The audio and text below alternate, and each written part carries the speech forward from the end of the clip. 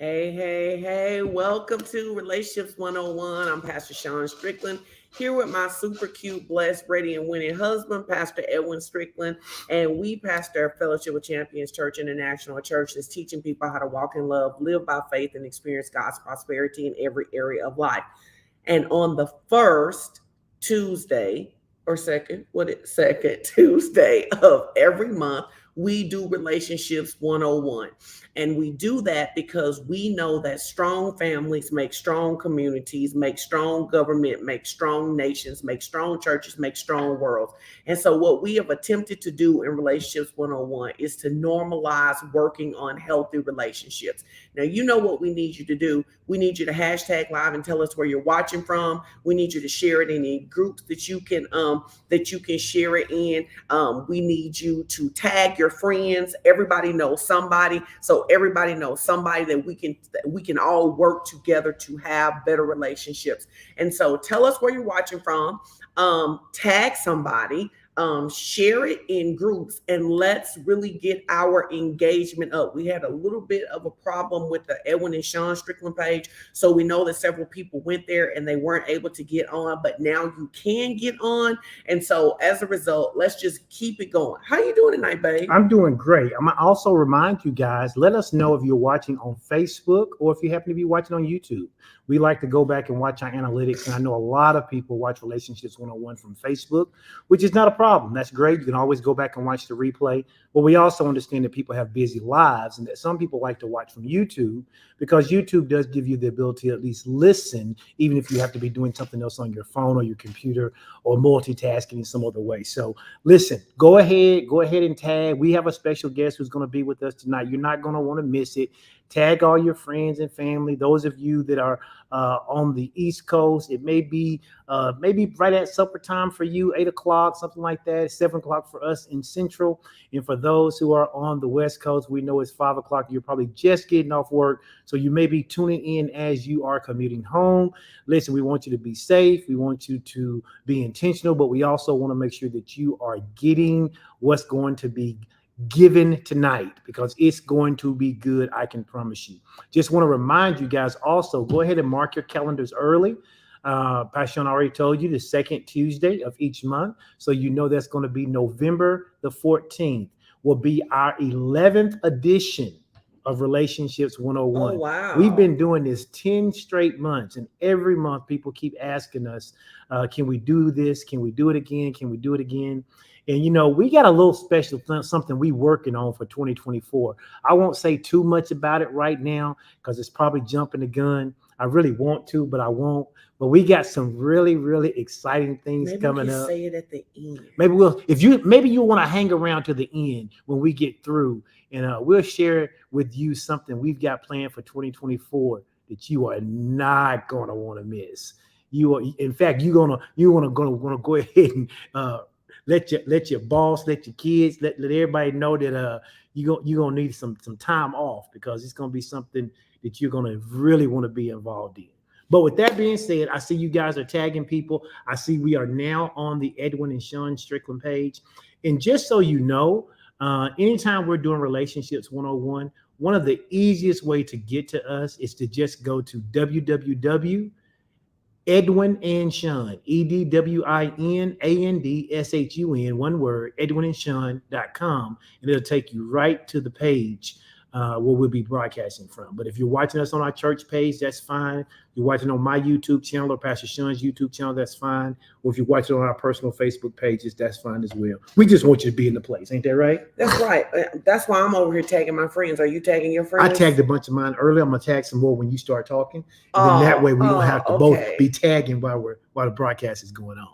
I'm super excited to be here tonight. Listen, we are ready. Pastor Edwin said we blessed, we ready, and we winning. And I believe that you're really going to enjoy tonight because I think that this is going to be probably one of the most comprehensive We did an interview a couple of months ago, and we're going to do an interview tonight, right?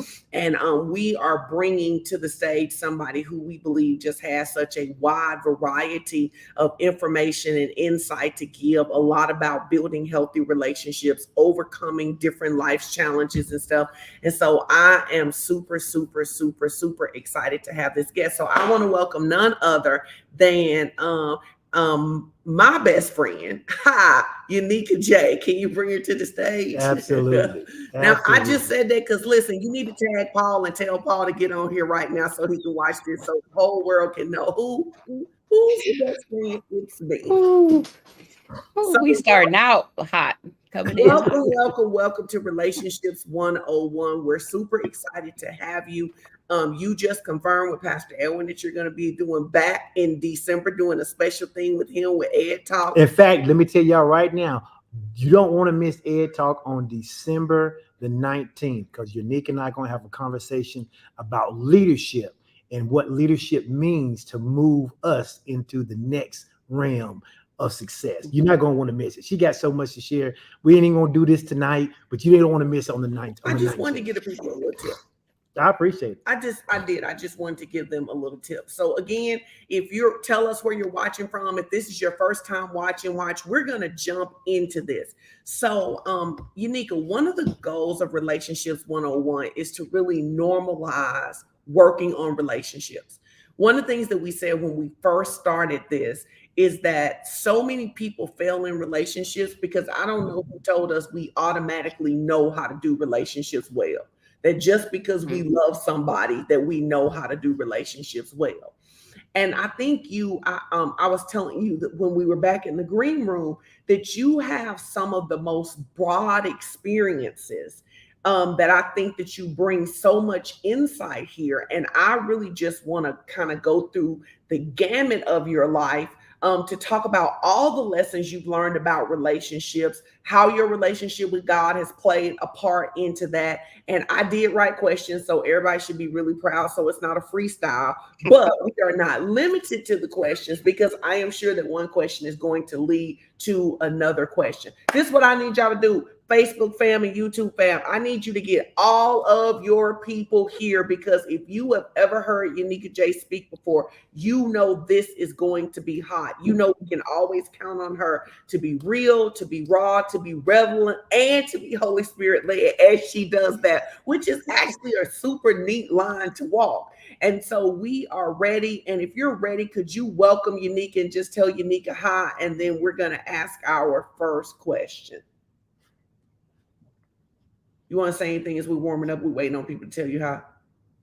I'll just say hi back. I can't see the comments and well, stuff. One of the things I would like you to do, because there are people on here who do know you, but there are people who don't.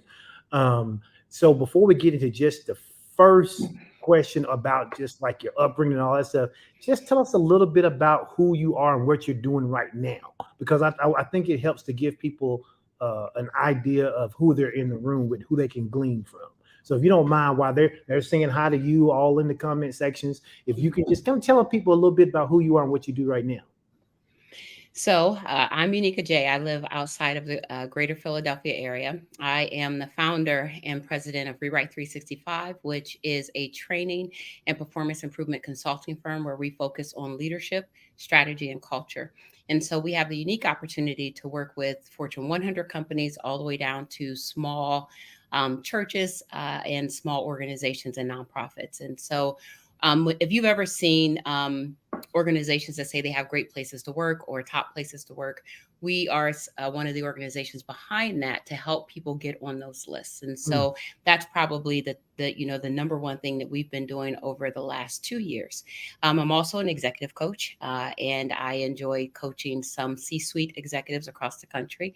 And so that's more or less my corporate experience. From a ministry perspective, I've been in ministry for a long time. I was going to try and give you a year, but I mean, it's just a long time. Like, I think I may have been 21 or 22 when I first got my first title, if you will. And I've held every title that could be that you could have, with the exception of bishop. And I don't think I'm supposed to hold that one. And so I have let that one go. But I started out in children's ministry, went into youth ministry, became an elder, became a pastor, been a co-pastor, all of those different things. And so I've been in ministry a long time. In my local church right now, I oversee our single moms ministry. I'm a part of our women's leadership team, and I'm also a small group leader for our women's Bible study. And so I like to say I'm saved and sanctified. I think, hopefully the Lord agrees when the time comes that I get where I need to be. Was that enough? That's I great. have 5 kids. I'm raising my grandson. All my kids are grown. This is why I commented on your status today, Pastor Edwin. You give us all those books about what to do when you're expecting. Somebody needs to write a book about adult kids. And so I have 5 adult children I'm raising. I have my 6-year-old grandson, Trey, who I'm raising. So I'm a nana. I'm a grandmother. And that's about it. And I'm single. And wait, are you single and she's ready single, to mingle? and she has brothers who check before she mingles.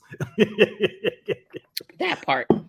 And if they ain't right, they never even meet the brothers. I already know how it's going. You ain't, you can't. You are nameless and faceless. So, well, that's great. I think that's awesome because, and we'll talk a little bit about that. You having 5 kids and you're raising your grandson, and just the whole gamut of everything. And so I think now we are ready to get into some of these questions. I'm really almost told Sean, I said, I would just like to kind of just be here tonight and hear the conversation. So she's probably going to do a lot of the heavy lifting tonight, and I'm just going to kind of be here listening and maybe ask some questions to maybe just when I need you to add a little more to something. So I'm looking forward to it, and thank you for being here. That's really cool. If I'm gonna do the heavy lifting, what are you gonna give me for that? Because this is a joint venture. You want me to chime in on that? Because I do not want you. She wants you to chime in. I do not want you to chime in. Okay, she got to realize who want to see. This is my kind of thing right here. Having Unica on here, you got to watch yourself tonight. You know what, y'all watch yourself. That's why they want to be here December 19th. So off the chain. They want to be here. Okay, so let's pray right here, and then we'll ask the first question. Okay. Most gracious Heavenly Father, Lord, we pray that tonight, as we dive deep in relationships and Unica shares her story, that it will bring healing and restoration for many. It will bring enlightenment to others, and that we will all realize that, God, you want to prune us, you want to heal us, and you want us to have the best relationships possible, days of heaven on earth. And so we thank you for it now in Jesus' name. Amen. Amen. Amen. All right. So you can ask the first question at least. Okay. You can handle the first. Yeah. So the first question, that's why I wanted you to talk a little bit about what you were doing now, because sometimes people hear about where we are in a particular stage in our life and they go, oh, wow, she must have come up from this and this in order to get to that place. And so that's kind of why I wanted to start there. So I want you to talk a little bit about your upbringing, a little bit about your family structure, about your siblings, about the early years of your life, and just kind of where you started. Because what I want people to see is that it's never about where we start. It's about where we end up. And whether we're talking about relationships or our personal lives or whatever, it doesn't matter how we started. It's about what happens at the end. So I love for you to share your story with us. So I grew up in an impoverished single mother household. I had regular connections and interactions with my father. He has always been a very steady person in my life. But I grew up with a mother who battled mental illness, and primarily I would imagine that was depression. And so she, started a lot of things. She was a big dreamer. She had a lot of things that she wanted to do, and a lot of things that she wanted to accomplish. And she loved us the best way that she knew, that she knew how. But I am very familiar with several things. I'm familiar with electric being cut off and us running an extension cord to the neighbor's house to at least get some lights into the house. I'm familiar with milk that I think was powdered. It came in a bag and you would add water and turn it into real milk. And I think the same was true for some form of eggs. I'm familiar with the large blocks of cheese. They come in a box. I'm familiar with getting Christmas presents that are wrapped in white tissue paper that, your mom goes to pick up with a basket of food. And so we grew up in a situation where my mother tried very hard to make ends meet. And oftentimes they didn't touch. And so I remember us swapping out cars a lot. We'd go outside, we'd be ready to go. The car's not there. And so then we had to, she would always just, it was interesting because she would go, oh, okay, we have to figure this out. She'd go back in the house before cell phones and pagers and all that. And she'd get back on the phone and she'd call and someone would take us to where we needed to be. And so even the fact, with that, my mother worked multiple jobs. And so I was responsible really early in life. I was what these kids know nothing about, which is a latchkey kid. And so just like I have this pendant, I used to have a key that was around my neck that was under my, was under my shirt. And I was responsible for getting my sister on and off the Head Start bus, getting our TV dinners put into the stove because we didn't have, the microwaves at the time. You had these metal TV dinners. I don't know if anybody remembers those, but getting those into the stove. And my mother, my mom, she tried her hand at dating. And so there would be times where things were really good because there were men in the house or a man in the house at the time that would, contribute a little more. In addition to her working, she did hair in our kitchen. And so that, I had my one sister who lived with me. I had a brother who lived lived with his father out of town. But then when I went to my father's house, it was a little bit different. My father was married, has been married since I was 2.5 years old. And there, my dad has a spirit of adoption. He is actually gifted in with that. And so he would adopt children. I remember one time I went over to my dad's house. I used to like being over there because I was the only child. And like I adored that time because I didn't have to deal with my sister who was back at my mother's house. And I went over to my father's house. He picked me up like he normally would on the weekends. And we drove over and there were 2 additional kids there. And I've been the same as I am now. I was the same back then. So I was not about the welcome wagon. I was trying to understand why there were additional kids in the house. And my father, him having a background in psychology, probably didn't map that all the way out appropriately because he probably, I don't think he thought I'm creating trauma for my daughter. But I got there and I have a brother and a sister, and I rejected that. I rejected the whole concept, everything that had to go with that, and so. That was a shocker for me. And my dad and his wife went on to have 4 more daughters. He adopted another set of kids. And so I have a ton of siblings. I don't count because then people get mad when you get the count wrong. But I'm probably one of 9, 10 or 11 folks, and I know them all. At least I think I know them all. Maybe I talk to my dad later, but I know all of my siblings. And so, and we have, some of us have decent relationships. Some of us don't. Oh, I appreciate the honesty. That's why we love to have you here to have this kind of conversation because, so let's talk about this. One of the things that you said is that you loved being at your father's house, right? And then your father added all these kids, which created some trauma. Living at your mom's house in poverty, having so much responsibility, that created some trauma, right? And there is this moment that I think I've heard you talk about where you wanted to go and stay with your dad and then you didn't.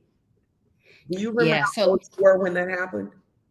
It was a little bit after I was probably around 7 years old. So it was not only that I wanted to go live with my father also filed to get sole custody of me. And so I went through a traumatic experience that I think we're going to talk about based on the run sheet. And after that, my father decided that he would walk through a process where my mother was declared unfit and that I would go and live with him. But my mother orchestrated for me to have a narrative that would prevent that from happening. And I wanted to be at my dad's house. I mean, there was a lot of stability. And that, by that time I decided that the siblings could stay and they were okay. And so, I got playmates over there that I get along with that are about my age. And they, but I really, really, really wanted to stay with my dad. My dad is like my hero. That's my guy. And he, and he's always been that, for me. We have our differences. We go back and forth or whatever. But I still stand at attention if he calls, he's like, especially he reads my Facebook posts. And if he come in the comments, that means he's feeling real froggy. But often I'll get a text or a phone call. He'll hit the phone to ring, and I'm like, oh man, I know it's the post. And he's like, so if y'all ever see posts just disappear, just know daddy called. He's like, I think I'm like, okay, daddy, I'm sorry, I take it down. But in that, I really, really, really wanted to be with my father. And my mother and I loved her and still love her. She's passed away. But that environment I knew was not conducive to it. It was not conducive to who I believe even then that God was calling me to be. And I knew, she was absent. She was doing a lot, that she wanted to do. I dealt with a ton of different things. I dealt with early on, even before age 6. I would get up and turn the stove off because she would turn the gas on because she wanted us all to die, and so she would be trying to commit suicide. So she had, suicidal tendencies. And so it's interesting because even for me, I sleep very light even now. Like I'm just not a deep sleeper because as a young, I would wait and I would sometimes doze off and I'd wait and then one day she caught me turning it off. And she said, so it's you come out and turn it off. And I said, yeah, because I don't like the way that it smells. And I mentioned that to my father. And that kind of also, this was a little bit before, I got hurt. And my dad, was like, tell me more about that. And it turned out that early on in her life, she had tried to commit suicide, when they were together the same way. And so, just that environment for me, I felt like I always had to be on. Like, I think, Sean, you call it, what do you call me? Battle ready or something? You say, stand down or whatever it is, because I'm ready, right? I'm ready to tackle things. And so, but that comes from that childhood. And at my dad's house, I had peace. At my dad's house, I was allowed to be a child. Someone made my lunch. Someone drew my bath water for me. Someone put my clothes out. Now it's kind of independent, so I didn't really appreciate all that at the time, but there was a level of peace. My stepmother cooked for us. She had conversations with us. And so that, there were some things, and there were some dynamics there that were off at times, but at the same time, that was better than where I was. And so I wanted that full time. And so that, that sparked a little bit of resentment for my home life, and where I was currently living, because I really wanted to be with my father. So you had this resentment, but still you went along with your mother's narrative to stay. Yes. Did you know why you did it at the time? And do you know why you did it now? So I think similar to most kids who are in a situation where they have a parent that is dealing with something, whether it's mental illness, addiction, whatever the case may be. Not only was I my sister's caretaker, but I was my mother's caretaker also, right? And so if my mom was crying and I heard her weeping in her room, I would go and get tissue. I would be beside the bed telling her everything was okay, not even fully understanding what was wrong. And so there was a level of commitment that I had to making sure she was okay. Right. Even when my mother passed away, she passed away in my house because she, found herself in a position where she was unable to work. And so we moved her into our house to take care of her, to make sure that she was okay. And so that was kind of our story. That was there were times even as a teenager that I paid the security deposit and the first month's rent for places that we would move into because we would have situations, what caused us to have to move. And so from the time I started working, which was very early, I started working when I bought my own school clothes, I think at age 10. I worked at the Ohio State Fair, and I used to pick the milk cans up when people threw the balls. My job was to pick it up, and they would give me $25 a day. I worked there the whole day. They give me $25, and I'd spend like $10 on it on elephant ears and, sailor hats with airbrush before I got to the front gate. But Sean, I had a real attachment to taking care of my mom. And so although I wanted to be with my father and I knew that was the best place for me, I couldn't fathom leaving not only my little sister, who I had no idea who would be able to take care of her. And then who would take care of my mom? Who would make sure that the doors were locked? Who would make sure that the stove was cut off? Who would make sure that, when she sat, that you'd be able to tell her that it was going to be okay? Who would be able to do those things? And my mother often talked also, this is interesting, about what my father paid in child support. So I also knew me leaving that house also took money out of that house. And I was committed to fostering that relationship with my mother in my role as a caregiver, opposed to her constantly being in a role as a caregiver. You know, one of the things that we know from research, it tells us that so much of who we are, we really become before the time we hit kindergarten. Now, we learn some other things and we sometimes become different because of external things, but a lot of who we are gets molded in those first 5 to 6 years of our life.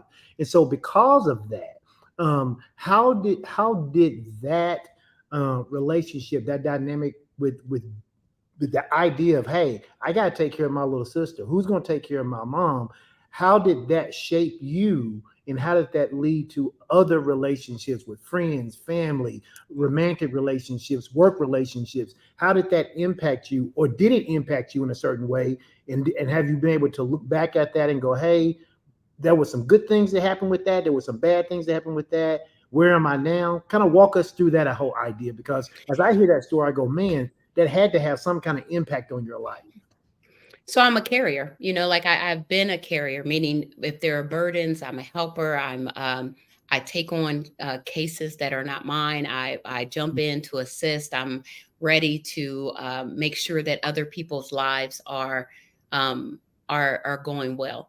I used to be a person that would set myself on fire to make sure everybody else was warm, right? That was kind of my claim to fame. That was just what I did. And then I had a mindset that was wrapped around the fact that I had to perform for love. So there's in my brain, there was like this rubric, like, the more that I do for you, the more you will find me worthy. And the more you find me worthy, then the more you will love me.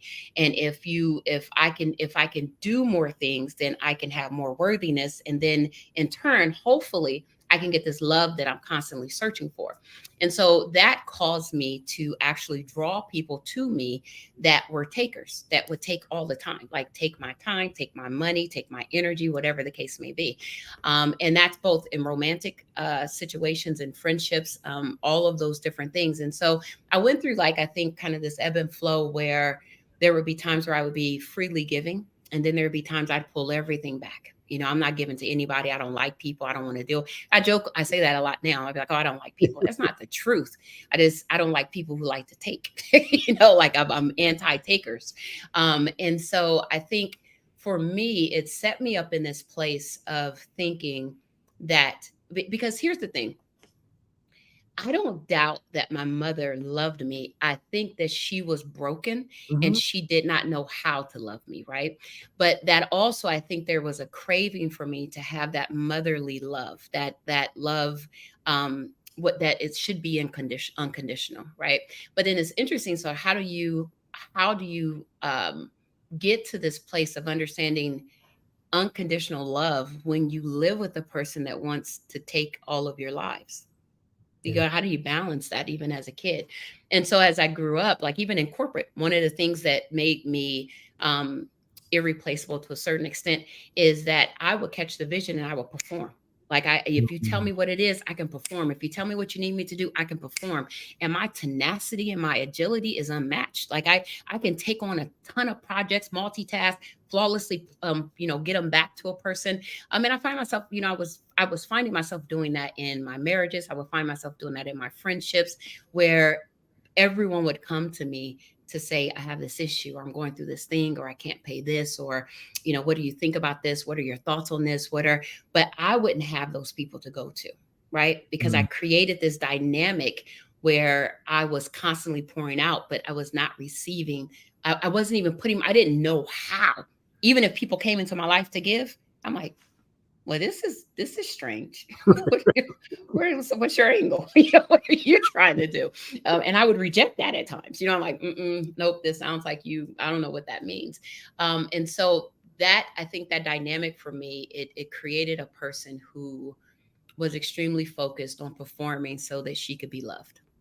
One of the things we say all the time is that people can't heal from what they don't acknowledge. And so there's about 120 something people who are listening to us right now. Those of you that are listening, if what Unika just said is resonating with you, and that you identify as one of those people. As she started to say it, you know that you're one of those people who will set yourself on fire to assist others. You make everybody else's emergency your priority, and you know that you're doing it, at least intellectually, because you're performing for love. And so if that's you, go ahead and put a 1 in the comment section, because we're going to talk about how to get free from that tonight. We're going to have an opportunity where we're going to have some questions and some things to share with you, and you're going to be able to be free from that. So, a lot of times people get embarrassed, but one of the things we talk all the time about Relationships 101 is you can't heal from what you don't acknowledge. And I know that there's some people out there who they don't know why they do it, but they do exactly what you were describing. Well, and one of the things that I like in listening to your conversation is the ownership. Yeah.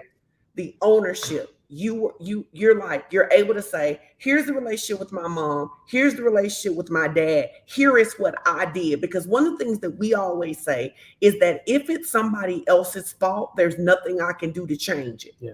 But if there's a role I play into it, then that is empowering, right? Because I can train myself not to perform for love. I can train myself not to set myself on fire. So I love the ownership and the work that you have done, right? And I think a lot of times what happens, and I don't want people to do this, is that as they're hearing this story, don't get caught up in the emotion of it and go, oh, me too. Follow it all the way out, because it's not your story now. It is what you used to be. And if you nigga got free, you can be free. Absolutely. And that's really what I really want people to take from this. Now we're going to keep going, because listen, y'all ought to be sharing this with everybody, right? You ought to be sharing this with everybody, because we want to normalize talking about these things so we can create healthy relationships. Because you're my best friend, what I tried to do was only pull up the things.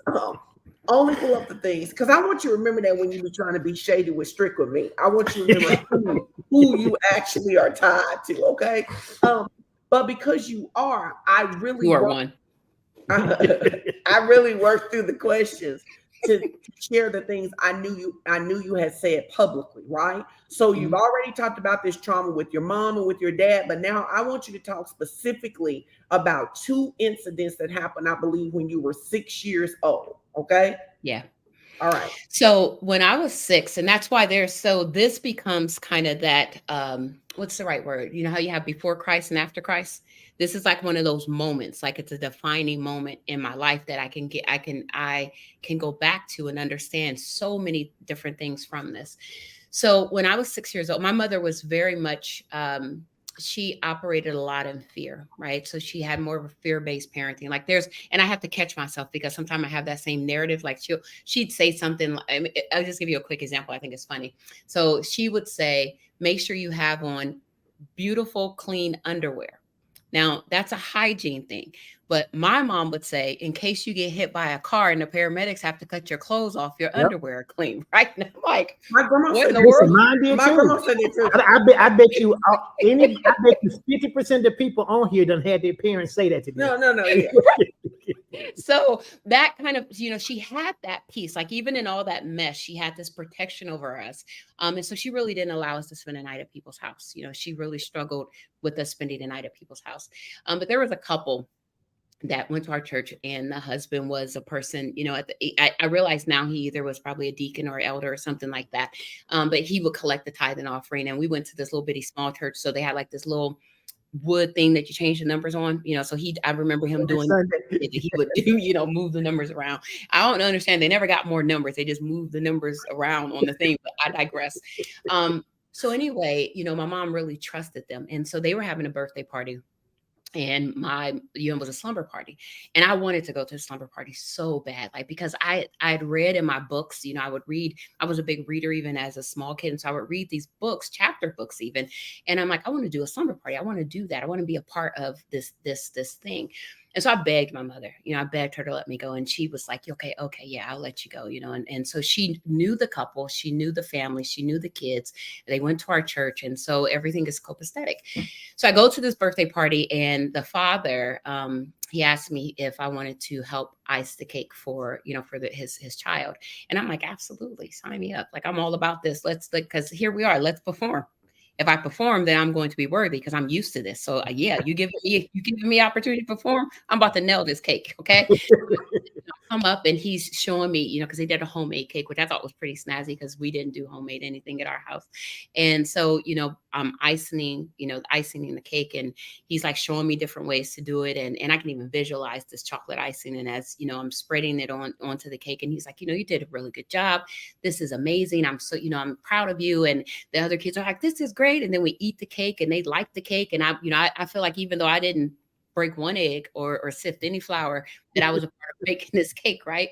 And so I'm like emotionally high, because my self-worth box is checked and my love box is checked amongst my peers, and also from these adults that it's interesting. I'm actually having a revelation right now. I perceive them as being important because he used to get up in front of church. You know what I mean? Like, so to me, they were like the right type of people you wanted to find you important. They had a nice house. They had a swing set in their backyard. They had 2 cars for each person. Each person had a car. And so, for me, they were like this amazing couple. Well, that night when I was sleeping, that same man, he came and he unzipped my sleeping bag and he took my innocence. And it was interesting. During that time, I kept going back and humming, a song. I was humming this Jesus Loves Me, because I couldn't think of what to do, because I didn't know. And even in that moment, I didn't talk about this from the stage. I never told him to stop, because in my mind, I was like, is this what I'm supposed to do? Is this the appropriate thing? It doesn't seem appropriate, but he let me do these things and he esteemed me highly. Is this a reward or a consequence? I didn't understand. Like, is this like, I don't, because he said these things and he articulated these things about me, but now we're here. But I don't think this ain't how it's supposed to be. I'm not sure, but I don't think this is how it's supposed to be. And back then we didn't have as much education. My kids now are like, this is my safe space. Don't touch this. Give me my, we didn't have, I didn't have it. I don't know if you had it in your school, but no one talked to us about that. And so, that morning I got up and, I did not make aside from the humming and me holding my sleeping bag, I did not think to address with him, to address with anyone what happened. And I grabbed my things, I rolled up my sleeping bag. He was making pancakes for everybody else. And I said, no, thank you. And I went and sat on the porch and waited for my mother. And even in that instance, in that situation, I wanted to protect her, because I knew it was interesting, because I thought about this. Actually, I didn't think about it. I was reading in a journal where I had written some details about this. And I remember my mom used to talk to her girlfriends about that couple, and she esteemed that man highly as a husband, like as the type of husband she would want. So not only was he esteemed highly in the church, he was esteemed highly in my house. Like, how do I crash her dreams of what, husband material is, not even knowing? It's so crazy how this is why I think I would say to people, don't underestimate what your kids know or think. Because I was 6 having these complex thoughts and analyzing and saying, I can't bring her world down. Right. And so I didn't share it with her. Not only did I not share it, I have this gift / curse to be able to compartmentalize things and lock a key and get rid of it. And it's gone. That thing is not, it doesn't exist. Like, just how the Lord says our sins are like, north to south gone. I don't know where it went. And so I went through this period of, okay, I'm just not going to talk about it. I don't know how I feel about what's happened to me. But I also know that I feel a dirt. I feel like I could smell him. I could feel his the stubbiness of his chest hairs. Like there was just a ick that was on me. And so my mother was at work one evening, and I ran my bathwater, and I would take really hot baths. We didn't have a shower. We were poor. We didn't have no shower. We just had a bath. And so I ran my bathwater, and I ran it really hot. And so because we lived in subsidized housing, they controlled the temperatures. They controlled how hot your water was, or whatever the case may be. And I didn't understand that. I found that out through court. And so I ran my bath water and I was going in between, going back into my bedroom, watching Charlie's Angels, and my mother was at work. And I put my sister down. I cooked our dinner and I put her down. And again, I'm 6. And so I come back into the bathroom, I could feel the heat coming from the tub. And I realized that I probably had it on the too hot side. So I was like, let me put it on cold. And so the way the spigot was, is like one little thing that comes up and you have to push it over here for cold or over here for hot. And so I was pushing it and was kind of stuck, and I gave it one good shove, and then I fell in the water. And so I fell in the water, and I ended up getting myself back out of the water, which is a miracle within itself, because I didn't burn my hands. Like, there were no burn marks, and there still isn't, obviously there were no burn marks that were on my hands or even all up through my arms, but they were on, over 90% of my body had 1st, 2nd, and 3rd degree burns.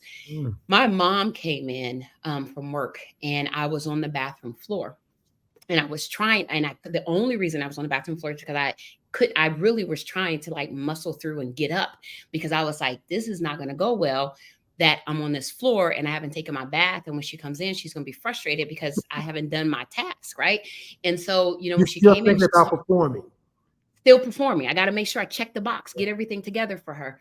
And so when she came in and she came in, she's like, what's going, what are you doing? And I am at this point, don't even know this, but I'm like close to going into shock. Like, I had like 6 blood transfusions, like all types of things happened where they were like, people were just like, step, like how you see on Grey's Anatomy. I was one of those people, like, where I could see the lights and everyone going crazy. So when my mom, when I was trying to explain to her what was happening, but I wasn't able to articulate it, she put it together, and her first instinct was to grab my clothes.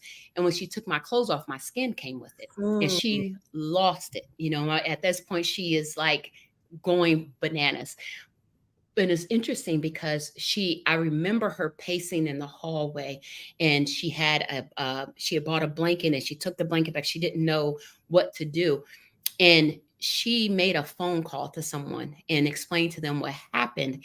But the other thing that my mother had a fear of was losing her kids. So she's like, I don't think I can treat this at home. This is not ginger ale is not going to fix this situation. Right. It's not one of those things we can rub some cocoa butter on it and it's going to be okay. And so she knew she had to call the ambulance, but then she also was, I think, battling this. I wasn't home. There's a lot of dynamics going on. And so she ended up calling the ambulance. And while we were waiting for them to come, she started to explain the narrative for me. I was at home. I was downstairs. You fell in the tub.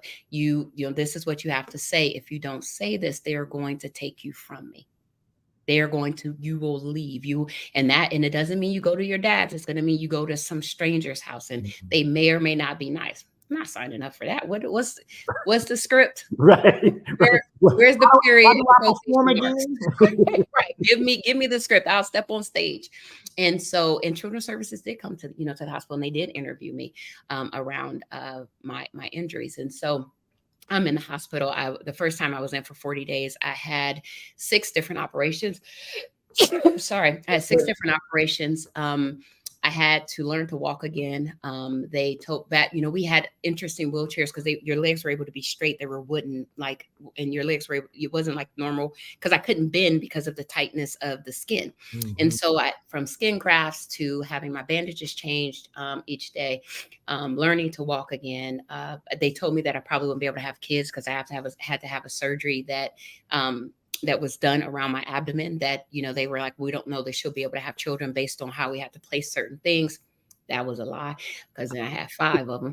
I need to go back and talk to that doctor, but it's like, you tricked me. No, I'm just kidding.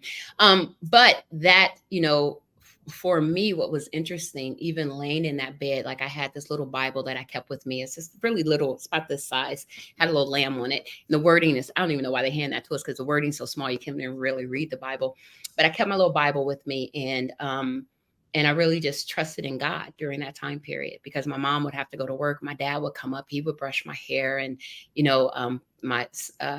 I think 1 or 2 of my siblings would come. One of my siblings she never wanted to acknowledge, that something bad had happened to me. And so it just was a really traumatic, trying time, where I think in that hospital, that was one of the times where I decided that there was no one else on the earth big enough to protect me.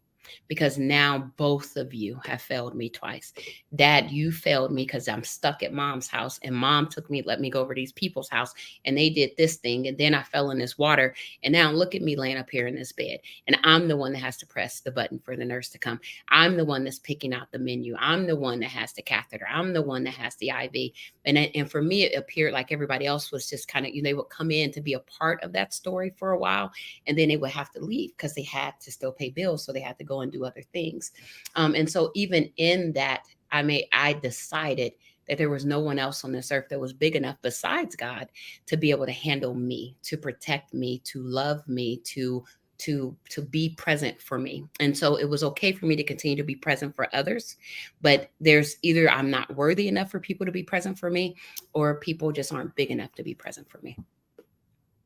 Yeah. So it almost sounds like the feelings you had about that, these other actions almost just solidified your feelings about that. And it was like, okay, only God can take care of me, but I still got to keep showing up for everybody else so I keep performing, so that people keep loving me. But even though I'm doing this for them, I know they ultimately can't or won't protect me. Right. And I wouldn't even put you in a position, like, why would I give you the opportunity to fail? Yeah. Wow. Well, I'm going to give it to you. Like, I'm not even that. So I'm sure there's people that came into my life early on that never experienced, I think, the unique I am today, not even close to it, because my guard, that armor, so thick, like I could be sitting there and you think you're getting, like, I'm close. I know her. You don't know me. I'm not giving you a chance to do anything for me. I can do it for myself, or I'd rather pay people to do it. Because then I feel like if I pay you to do it, then we're under some sort of contract or agreement, but it's not like where I think I would allow people to show up for me. Yeah, because if you're paying people, at least it's transactional. There's no emotion. And I love transactions. involved. You're right. Yeah. I can fire you. Yeah. Which is not the same. If you're cool, then it's like, oh, okay, now we gotta have a difficult conversation. That sounds like work. So this is a powerful exchange, right? But I want to remind everybody, this is all before you're 7.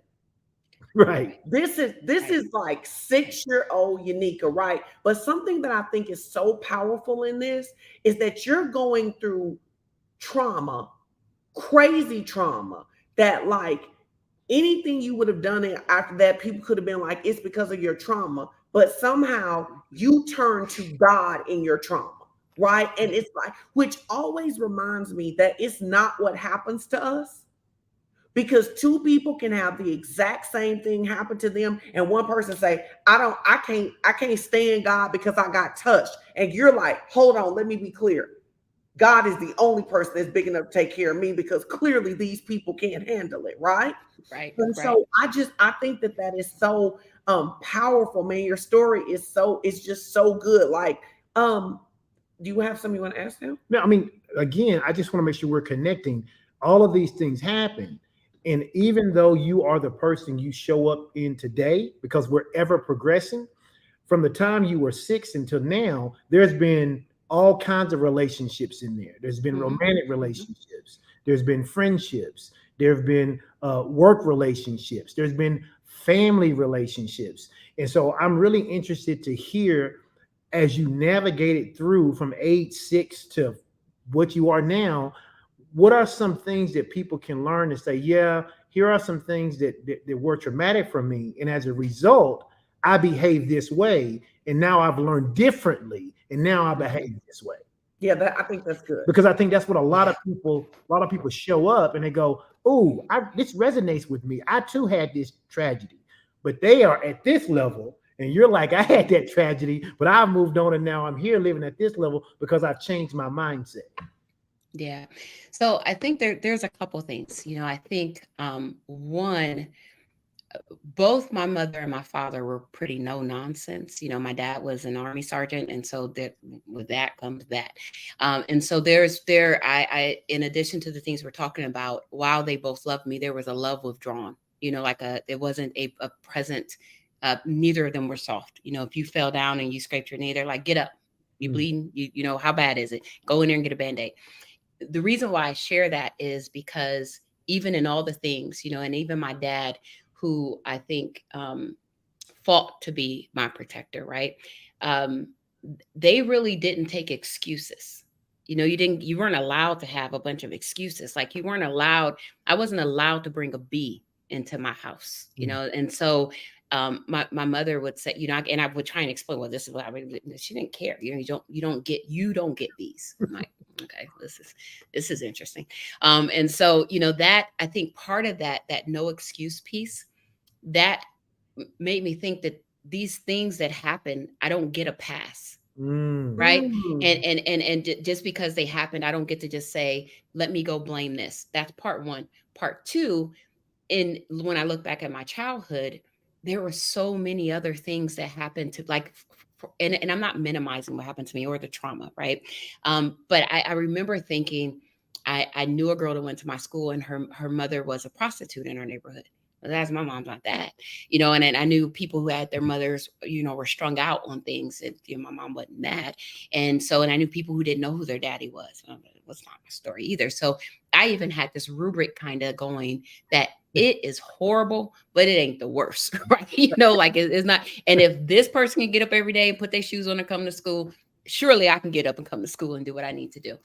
As I started to get older, though, I thought, I used to think I wanted to prove things wrong, right? And so I'm big on research. I'm big on reading things. I like to read and hearing about the different ways that trauma, impact people and understand that. And I'm like a little bit competitive too. And so I'm like, that ain't gonna be me. Oh, you mean they don't have that? Nope, not me. I'm not doing that. That's not going to be my story. I'm not going to be that way. And there were some pieces little by little that I would let go, right? The hardest one for me to release was allowing people to help me, because I just inherently had trust issues.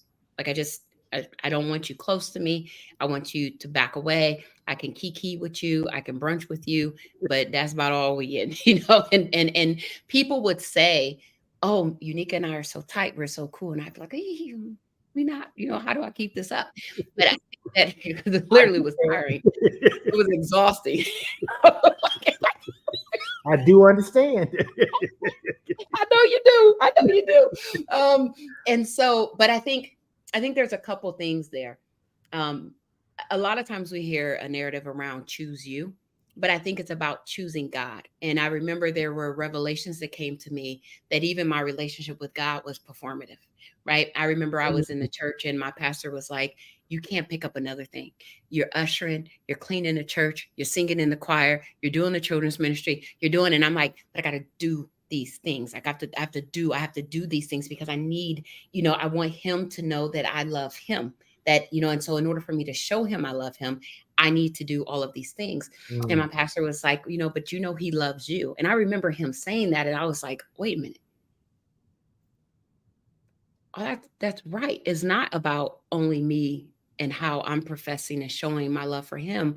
He has a love for me that is deep. And I think the more I allowed God to love me, and this isn't like, because I said something to somebody in our Bible study. And they're like, well, I don't want to hear that. I want something more practical. I'm like, that's about practical as it can get. The more I allowed him to love me, the more I was able to love. My inability, and I still struggle with, I have to make a choice to get help. I have to make a choice. I keep a little notebook where I write the things that I need in, and I say, okay, who can I trust this with? Who can I ease into trusting this with? I had au pairs. A lot of people know I had au pairs. That was a huge step for me, because that for me was admitting that there was an area where there was a gap where I needed help. And even though it's a paid position and you bring the person into your house, I still was admitting that I needed that help. And so I think that, really leaning into the way that God loves you and understanding that no matter what happened, no matter what occurred, that doesn't have to be the end of your story. So often that's where Rewrite was birthed. It's just that there's this narrative that started, that the enemy put into play, that he wanted to capsize my purpose early on. But God and I got that pen back and we decided to change that. And so what did I want tomorrow to look like? What did I want it to look like in my relationships? Pause, because I want to come back to that. What do I want tomorrow look like? Here's what I heard you say. I heard you say that, first of all, you made a decision. Right. That what happened to you would not define you for the rest of your life. So I need people to put in the comments, whatever has happened to you, if that's bad, that didn't work out, Nothing changes until you make a decision, right? And I think Right. the powerful thing about making a decision is that if you make a decision, you give God something to work with. You didn't necessarily know all the tools to be free, but Right. you made a Right. decision that you wouldn't stay bound. And so, because you made a decision, you gave God permission, right? And then I love the thing that you just said, that because I think this is so powerful right here.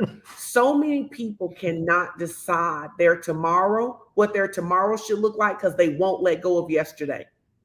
Yeah. And Yeah. it's even interesting because in the comments, like whenever you talk about a pain point, I see that people go, "Oh, I resonate with that."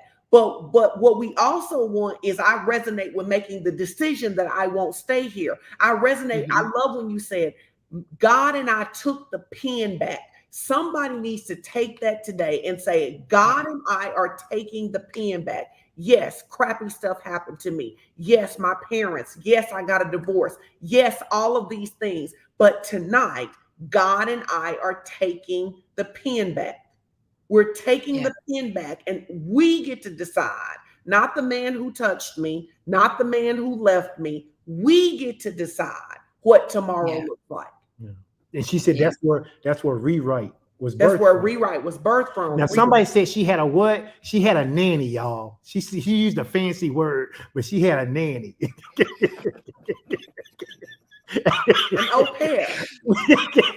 Somebody said I she had can't a what? stand y'all. She had a nanny, y'all. An au pair. You know, that's what they go do when it's real, real serious. He gonna make a No, joke it was because he like, whoa, he it was in the like, comments. Somebody wants to know. They said she had a what?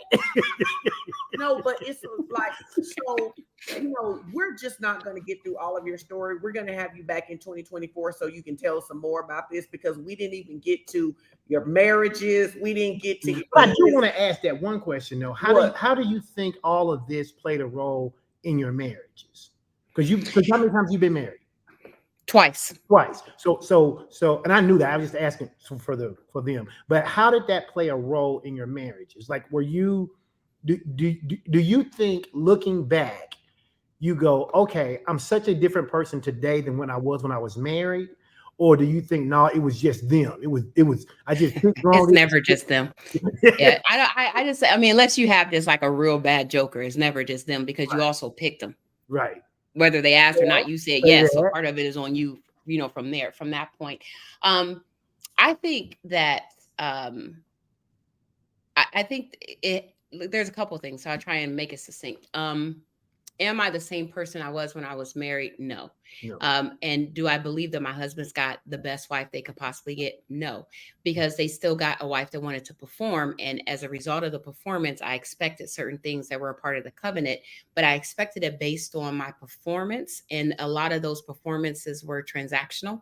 And so I don't know that I ever brought my full heart to any person I was married to. I don't think I gave all of Unica to that. And I surely didn't trust them to take care of me. What? And because I was in that space of me taking care of people, I attracted people that wanted to be taken care of. Right. And then I would enjoy that in the beginning, but then I'm like, nah, I need to be, I don't have a safe place to land. I don't have a soft place to land. This world is beating up on me and I'm coming home and you got needs. And I'm not talking about regular man needs. I'm talking about like basic needs, like you trying to figure out stuff. And so I think that for me, that performance piece, that armor came in. That armor was present in the bedroom. That armor was present in the living room. That armor was present everywhere. And I remember my second husband saying to me, I know you're here, but you're not here. There's not love here. And I was like, yeah, you're right. We should probably end this. So that was hire slow, fire fast. So that was probably they do teach us that. But I think, when I look back on it, the demise of my marriages was just as much my fault as it was theirs, because they got someone who was broken, and out of my brokenness, I attracted people. It's not, I'm trying more to use my verbiage because I don't want to disparage them, but I attracted people that were not written in my book for my future. Yeah. And that's the reason I asked that question, because I know from talking with people that sometimes people don't realize the brokenness in them is what even caused them to be attracted to the person who they used to love so much, who now they actually despise. Because it's kind of like, it's like you described, you know, I'm performative, so I need someone who needs me to perform. But the more I perform and I don't get the reciprocation of what I am expecting from my performance, now I'm getting irritated. And and so and there's so, You know, y'all walked me through some of them irritations. He trying. I don't care. and there's so many people, not just women, but men who Yeah. actually do the same thing. They don't realize it, but that's what they're doing because, you know, you take a young boy who didn't have his father, and he oftentimes is trying to perform for his daddy. And sometimes it shows up by being this overly masculine man on the football field or the basketball court or doing really good in school. And so then what happens is he takes that same attitude into his relationship. And what that man is trying to do is to perform, try to show up, you know, and I'm working hard, I'm providing, I'm doing X, Y, and Z. And all the woman wanted you to do was to sit down for 15 minutes so she could tell you about her day. But you don't have time for that because that's not the transactional relationship. You like, I take care of you, I need you to do all these things. And so people don't get out of their own way. And that's the reason that we will never be unemployed. That is the reason. That is the reason we will always have a job, right? Because people don't know how to work through that. I'd love to have you back some point to really just hammer in on that, because that is what so many people need to know. And I know people say you need to write a book about it, but it's just the nuance sometimes is what people actually need to hear, so they can be like, oh, I didn't even realize that I too, the marriage I'm in right now, the relationship I'm in right now with my friends, with my family, I'm doing that right now. Right. Well, it reminds me of something Bishop Corletta Vaughn said to me one time. She said, sometimes the warfare is because you're flying too low. So she's like, she said, sometimes you're mad at people who injured you, who never would have gotten the chance to injure you had you known who you were, because you never would have been attracted to them. You never would have been in the same circle. You never would have had kind of that, like, and she was like, one of the most freeing things that you can do is that you can elevate yourself to who God called you to be and stop being mad at people that you picked in your brokenness, that you picked in your performance. There's somebody right now, you're mad at a friend. You're mad at, I will never ever forget this.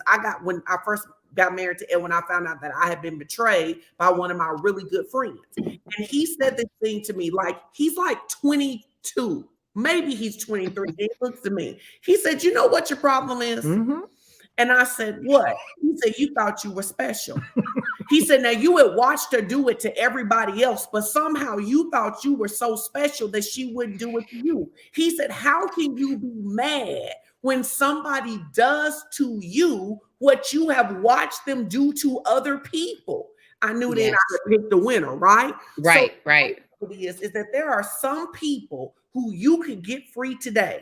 And on what is the day? The October 9th, 10th, on October 10th, you could get free and you could stop telling that story and you could make a decision to say that the only reason that they ever got access to me is because of what was in me. And I don't even have to be afraid of attracting that kind of friend like that again, because I have so elevated. So I don't have to be afraid of loving again, because I have so elevated that the person I picked then, I wouldn't even recognize them. I wouldn't even notice them.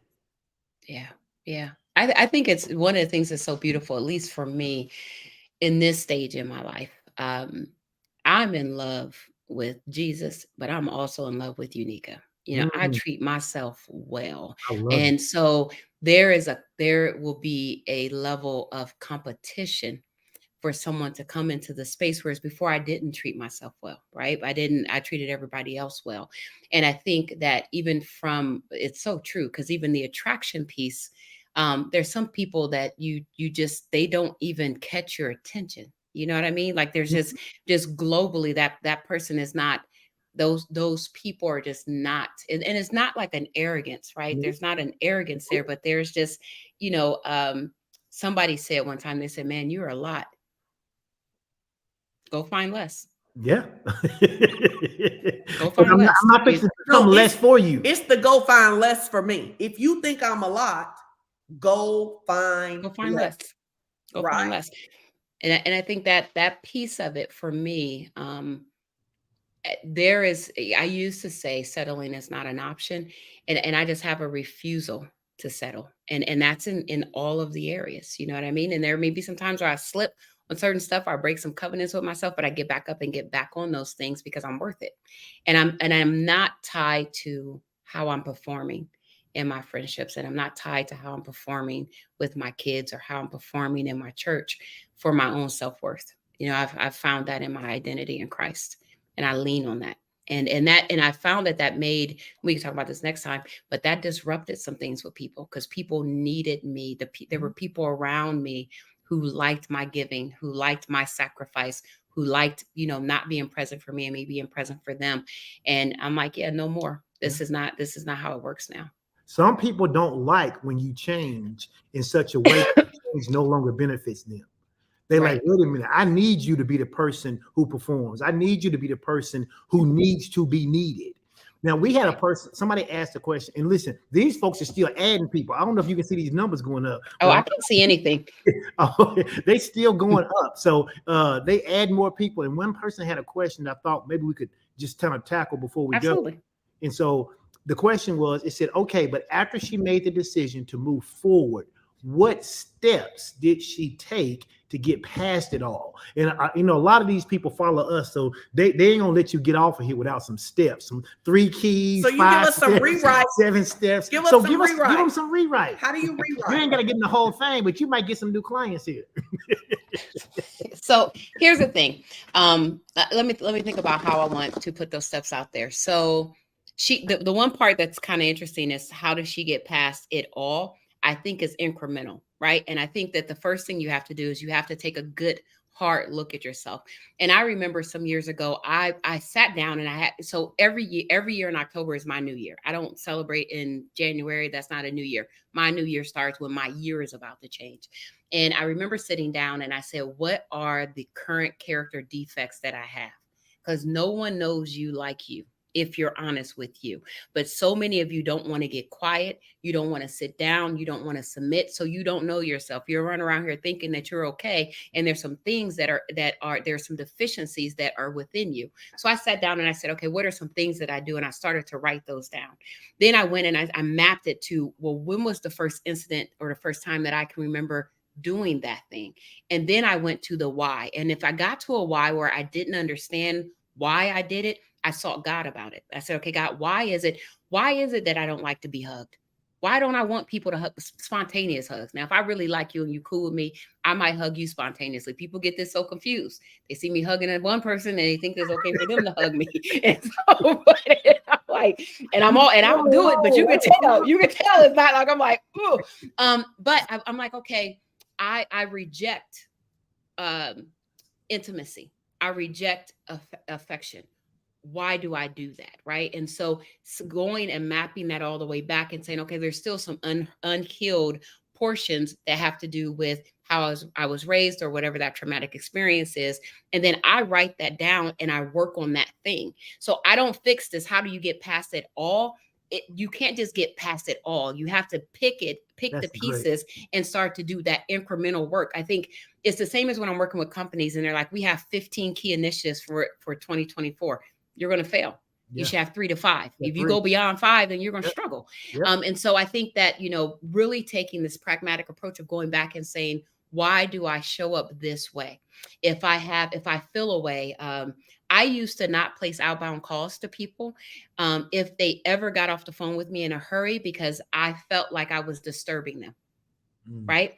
And so then I was like, why do I do that? Well, I do that because there's a fear of rejection. Okay, well, when was the first time I felt rejected? Okay, it was when my dad brought those kids home. Okay, well, then you're still not through that. Let's work through that. Then I started going out, asking for wild and crazy things and calling people all the time, even if they didn't, they would bang me the voicemail. I'm like, bet, call you right back. Hey, how you doing? You got your do not disturb on? Notify anyway. And so because I'm testing into this thing where I'm deficient. If I'm unable to lift something, I have to do weight training, right? have to do Yep. strengthening. So once I identify the deficiency, then you have to actually make a plan and execute a plan around how you're going to build that up. And so that I think that for those that are looking for a list, look at some of the ways that you show up. Talk to some of your friends and your family and say, is there a way that I show up that is not adding value to our relationship, or a way that you show up for yourself that's not adding value? When was the first time that you saw that you did that? What prompted that to happen? And what are the actual steps that you could take to get past that? I posted, I think yesterday or sometime on Facebook, I have 2 therapists and a coach. I have one therapist to help me deal with white rage. I have another therapist to help me deal with everything else. And so I got that in 2020, Sean. You remember I had to get that in 2020 because I was like, Nikki, you got to work on yourself because you're going down a pathway that you shouldn't be going down. And so I'm not sure why I see you. Good night. Okay, I'll be up there in a minute. You like 20 minutes. Too long. Like, I'm like, you should be asleep. You can wake it up at 5 a.m.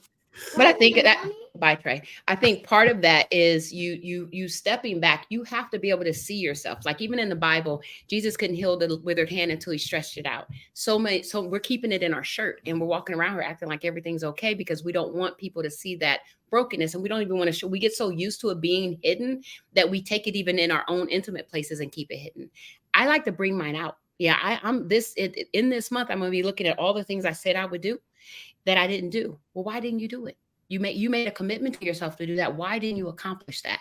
Okay, let's go back and let's map it through and figure out what's keeping me from doing that.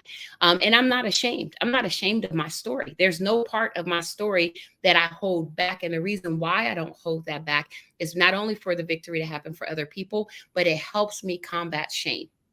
Right. So if I don't tell the story, then I can be eaten away with the shame. And so you don't move forward because you're paralyzed by shame. So first, identify where the deficiencies are. From those deficiencies, understand, go try and map it back to the first time that you did that. Then get to the why and ask yourself why 5 times. Why do you not feel comfortable making an outbound call to people who you love? Right. Why do you? And I keep going through that process. And it's like, okay, fine. It's because I have a fear of rejection. When they don't answer my call, I feel like they're rejecting me. And if I feel like they're rejecting me, then I feel like I'm not worthy. And if I'm not worthy, then that means that they don't love me. How did you get that story? Is that story true? Is that story working for you? Is it something that is that how has that mindset helped you in the past? How has it elevated you? Or do you find yourself still sitting in the same sad, sunken place that you were in last year because you keep staying focused on the same processes and outcomes?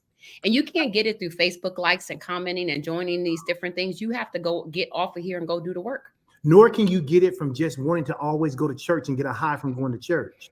One of the things that really frustrates me about people who say they love the Lord is that when you start to talk about doing the kind of things you just mentioned, people see that as work and they go, ooh, I don't want to do all that. I'm going to go to church and hear me a good song and I'm going to shout about it. Well, that does nothing for you when you leave that environment. And I'm like, right. So it's one thing. It's like people are trying to inoculate themselves by just shouting or just being in an environment where somebody can prophesy. It's going to all get better. 2024 going to be your year. Not if you don't change. If you don't go back and do those 5 whys, if you don't go by and think about taking those incremental steps about why do you show up the way you show up? Okay, when I do this, why? And spend the time to actually do the hard work it takes, then you just end up being the same person year after year after year. Which is so frustrating. But I was going to say what you're talking about, that's exactly how we attacked our marriage. Absolutely. We didn't try to deal with 15 things at a time. There was no way I could fix everything that I thought was wrong with me. Yeah. Okay. Right. There was no way. I know where we were going, but I was about to sign off. You have to work on me incrementally. But every year at our anniversary, we would say, what's the one thing we need to work on? And this is what I always encourage people to work on. And we still do it. We still sit down our anniversary. We still do. Yeah. You're just so much better now that there's just not that much stuff to work on. If you work on it incrementally, after 29 years, it shouldn't be that much. But I want you to think about this, is that we say pick the thing that's most likely to destroy you. So if you're lonely and you're not having good relationships, you got to deal with the why. And I was thinking about this. This was a funny thing early in our relationship. Like, we both would be working and doing stuff. And if you said you were going to call me back and you didn't call me back, when I was ready to talk again, I just called you again. And then finally you were like, well, I don't want to bother you. And I was like, quit being ridiculous. You're my friend. Just call me. Like, literally, I do strict like that. Like, he'll be like, I'm gonna call you back. But if you don't call me back in enough time, I'm gonna call him back. Right. And then you started doing it to help you overcome this idea that me not answering the phone or me having to get off on a call didn't have anything to do with my love for you. And then you work through it. And now you just be like, girl, you said just go call me back. Now I'm back, right? That is a practical way that people you have to do it. They have to do that. Yeah. But I love the thing that you said, that like you have to be self-aware and not create these stories. And if she's on here, don't say nothing. Nobody will know I'm talking about you. There is this girl that goes to our church, and she used to frustrate me because she would always apologize to me about stuff and I didn't know what she was apologizing about. She would send me these long letters telling me how sorry she was for what she did, but I never knew what she was talking about. And finally, I had to say to her, that actually makes me not want to be around you. Because literally, I think we had a good interaction, and 2 days later, I get a message from you telling me all the things that you did wrong that I don't even know about, right? And some of it is people need to get out of their heads and stop thinking that people are rejecting them. Stop taking something personal that may not have anything to do with you at all. But the reason they do it is because they haven't done this process. Why do I feel like every time I have an interaction with the person who I care about, I find myself having to apologize in case I did something wrong? That stems from something. That comes from somewhere. That's not something that just came out the sky. That was something that they actually encountered at some point that was real. And now what they have done is they've taken that and extrapolated it to every other relationship they have. It's not just you. They do that with anybody probably who they are in a relationship where they esteem that person in such a way that they don't want to disappoint them. So everything they think they do becomes a disappointment. And I think, when we think about the fear of rejection is such a stronghold on people. And when you have that fear of rejection, sometimes keeps people, like, even when they're in the church, they're like, I don't want to sin because it's not because I love God, but it's because I have a fear of him rejecting me, or I don't want to do this because I have a fear of being rejected. And one of the things that's tangible that I think may help people is I seek out rejection now. So I'll walk into a hotel and I'm checking in. And I was like, I'd like to be upgraded to the presidential suite at no additional charge. Sometimes they give me my stuff, right? Sometimes they're like, oh, absolutely, Miss Jade. I'm like, well, holla at me, but there's most of the times they're going to say no. And that's conditioning my mind to understand that no doesn't necessarily mean rejection. Like, it's not at the heart level of rejection, right? And so that, like, I'm constantly testing in or asking for these ridiculous things, and it's like, and I shouldn't say ridiculous because there's somebody, like I said, I remember I walked into the Gaylord and I said to the guy, I said, I'd like to be upgraded to the presidential suite. And he said, no problem. And I looked at Trey, and Trey looked at me. He said, what's the presidential suite? I said, we about to find out because I ain't been in it before. We gonna see today. We gonna see. Listen, we gonna see. I'm fixing to book a trip just so I can try this. No. Listen. I want to say this, but like, what she's not saying is that you've been dating somebody for 6 years and you now go ask them to marry you. Like, that's not the you got to be clear with the saints. You got to be clear because they'll be like, that's my confirmation. I'm finna ask James to marry me. You've been dating him for 6 years and y'all ain't had a conversation about marriage. That's a whole nother conversation. But okay. No. So I think that's really important. So what I would like to qualify is take a risk for rejection in places that don't break you. No, take that risk so we can see what James built up. No, I'm just like, it's been 6 years. James need to be risk. James, what's up? You gonna put a ring on it or not? And then if James rejects you, then to the left, Like, it's just that. This ain't even a risk. James need to put up or shut up. James had already told you. James had already silently rejected you anyway, baby. Listen, I if your sorry. name is James and you on the broadcast, we ain't talking about you specifically. Detroit said, "Don't be talking about her husband, her and James. She been married to James for a long time. Sharetta too. Listen, We okay. ain't talking about y'all, James. So here's what we want to do. We usually go about somewhere between 90 minutes, a little bit longer. If anybody has any questions, we're gonna bring Unica back. Yeah, definitely, because there is so many questions. Yeah, I want y'all to acknowledge for the people that I gave good questions today, though. You did. I did. You gave amazing questions, and she gave them to us in advance. You did good. No, but let me tell you what this is. Let me tell you why I did it. You taught about level 5 commitment, and it was my responsibility to ask Unica, to confirm with Unica, and to do the questions. And I was like, I know that both of them think I'm gonna show up and just shoot from the hip. You watch, I'm about to have some questions. You did good. Because listen here, I am committed to level 5 commitment. Y'all did good. But see, I'm gonna take some of what we're talking about tonight, and y'all should join us on December 19th. We're gonna finish some of this conversation. If we don't have it before that, but this is good. But some of you we always like to leave a little time. And listen, y'all are in here strong. Y'all still adding people.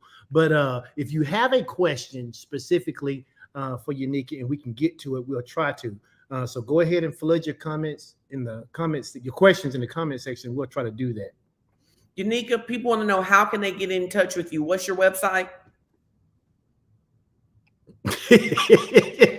Unica, I know you have a rewrite class that people can go through. What is your website? Yeah, do you have a class that they can take without you having to be on with them? Like sometimes people have the class already in Kajabi.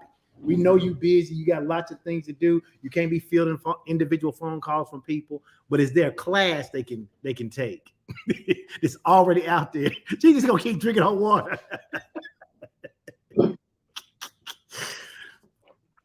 Yeah, and listen, for all these people that work with Sean, y'all know Sean was my coach first.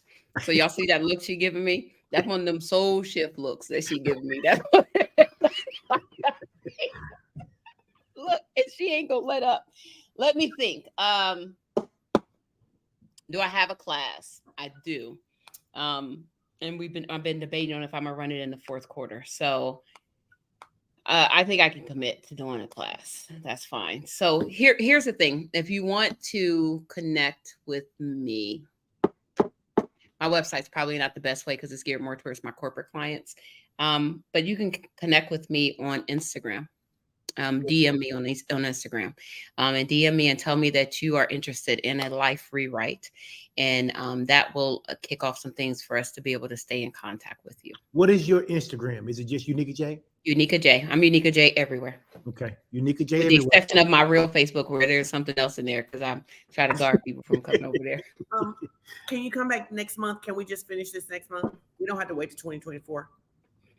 That would be November the 14th, I believe. Oh, it's in the evening though. So yeah, that works. Evenings always work. 7 p.m. All right, so we're gonna have a part 2 with Unica J. Next month we'll put you on the flyer. Today you were a surprise guest, but next month we'll put you on the flyer, right? Listen, y'all better go ahead and I'm telling you, you better mark your calendars for November 14th. We're gonna come back and there's so much more to this. I thought we would get further, but listen, we just scratched the surface. So you're not gonna want to miss this next month. So we're going to leave you with a couple of action steps. I didn't see any questions in here. So one, I would ask you. A lot of people are telling you this great job. Everybody's saying great job. In fact, if you look at the right-hand side of your screen, you may see a thing that says comments. You don't see it? Oh, wait. If you click comments, when you said you couldn't see anything, I was like, what do you mean? I was like, it is a blank thing over here. So I was like, okay, I don't know what this is. So I'm like, so next time you just. Oh, wait. Sheila asked for my Cash App. I'm Unica J everywhere. She's Unica J. Unica J. Unica J. So if you want to give a question, we'll go with this. But here's what I want to say to you guys. You got to make a decision. So we could make that a step number 1. Make a decision. Yep. Make a decision. What are you making a decision? That you and God are going to rewrite a new story. Okay. Now, what is your practical application? When you get off of here, sometimes within the next 24 hours, because research says if you don't take out action in 24 hours, you're not going to do anything. I would encourage you not to get up from your seat without doing this thing. You need to say, and you can ask the Holy Spirit to help you. What are my character deficiencies? Right?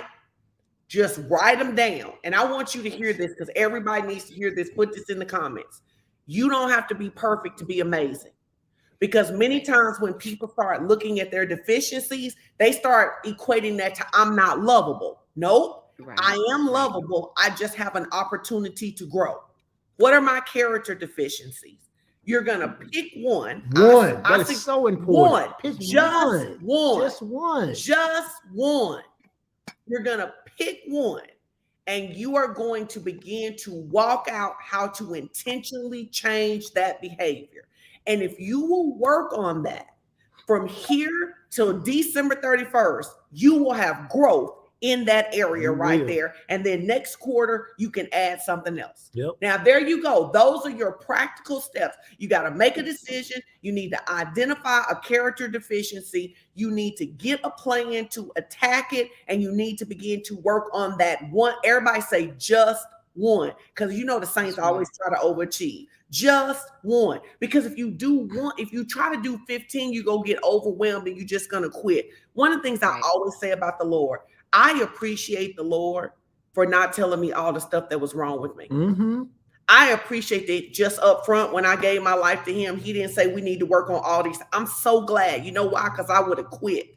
I am glad that he lets me get some mastery. And then he says, now let's prune this right here. So everybody do that. Those are your action steps. I have a question. Yes, ma'am. If a person comes, I'm trying this. If a person comes up and says Facebook user, does that mean I have them blocked? No. Okay.